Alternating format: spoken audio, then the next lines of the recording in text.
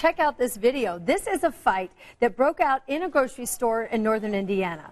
This is a customer who was recording it. Several people started throwing punches right next to the checkout lines there. The video now going viral. It happened in Elkhart, and police say they have arrested one woman, 36-year-old Jennifer McClinton, and charged her for battery. Investigators are still trying to figure out exactly what started this fight there.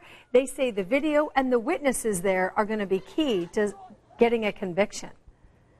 When we get there, anyone that's actively fighting, we're going to detain until we've figured it out. That's where the witnesses really come into play to help us get a third party that's impartial to give us information of how they perceived it starting and what led up to it. Again, this happened at a Kroger store in Elkhart. The video of the fight now been viewed nearly 40,000 times.